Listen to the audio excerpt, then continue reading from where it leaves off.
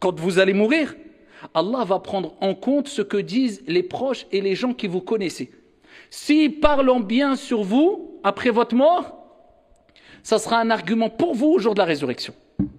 S'ils parlent en mal et qu'ils disent bon débarras, il m'a volé, il m'a cassé la tête pendant des années, il m'a truandé, il a triché, eh bien ça sera un argument contre vous au jour de la résurrection.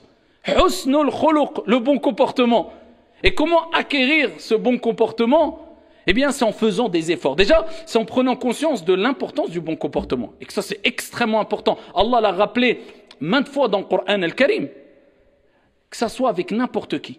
Que tu sois commerçant, employé, que tu sois employeur, que ça soit envers tes parents, envers les gens de manière générale, envers...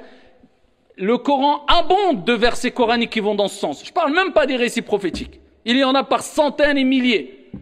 Allah Azza wa Jalla nous dit dans le Coran وَقُولُوا لِلنَّاسِ حُسْنًا et dites aux gens de manière générale de bonnes paroles. Allah subhanahu wa ta'ala dit وَلَا تَسْتَوِي الْحَسَنَةُ وَلَا السَّيِّئَةُ ادْفَعْ بِالَّتِي هِيَ أَحْسَنُ فَإِذَا الَّذِي بَيْنَكَ وَبَيْنَهُ مَوَدَّةٌ عَدَاوَةٌ فَإِنَّهُ وَلِيٌّ حَمِيمٌ et repousse le mal parce qu'il y a de meilleur et tu verras celui avec qui tu as de l'animosité devenir tel un ami chaleureux.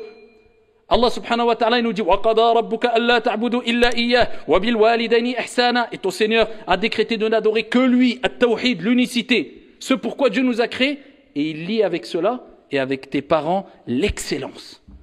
Avec tes parents l'excellence. Le commerçant, rahimallahu rajulan samhan idha ba'a samhan idha ishtara wa samhan idha iqtada. Le prophète nous dit qu'Allah fasse miséricorde à un commerçant qui est indulgent, il n'est pas dur quand il achète. Il est indulgent quand il vend et il est indulgent quand il réclame son argent.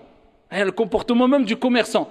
Et il y en a à foison des versets et des hadiths qui parlent du bon comportement.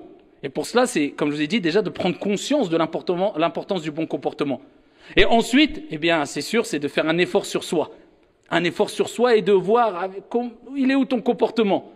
Et aussi de prendre en compte le fait qu'Allah subhanahu wa ta'ala accordera les plus hautes sphères du paradis pour celles et ceux qui ont adopté un bon comportement. Et pour cela, il faut du travail et ce qui relève ou ce qui fait partie de ce travail, c'est d'avoir un bon environnement, des bonnes fréquentations.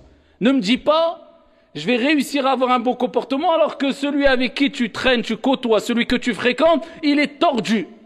Ma'ouj miskin. Lui, il a besoin d'un bon exemple. Tu dis, ouais, mais miskin, il est driyef. Ouais, qu'il y a des truands, il y avait les plus grands criminels, les plus grands meurtriers qui ont existé, ils avaient un côté aussi gentil chez eux.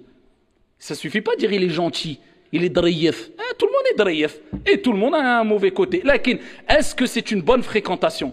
Al-mar'u ala dini khalili, falyanzur ahadukum man yukhalil. Le prophète a dit, attention, vous allez être influencé par celui que vous fréquentez. Dis-moi avec qui tu traînes, je te dirai qui tu es.